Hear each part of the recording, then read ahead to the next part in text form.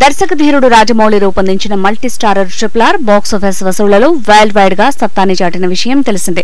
1200 కోట్లకి పైగా కలెక్షన్స్ ని సాధించి టాలీవుడ్ ప్రతిభని ప్రపంచానికి చాటింది. వసూళ్ల పరంగానే కాకుండా వరల్డ్ వైడ్ గా సినీ ప్రముఖుల ప్రశంసలను అందుకుంది ట్రిపుల్ ఆర్ చిత్రం.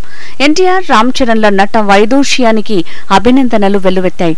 బ్రిటిష్ పాలకులపై తిరుగుబాటు చేసిన అల్లూరి సీతారామరాజు, నిజాం పాలకుల నిరంకుశ పాలనపై ధ్వజమెత్తిన కొమరం భీంలు విభిన్న కాలాలు, ప్రాంతాలకు చెందినవారు.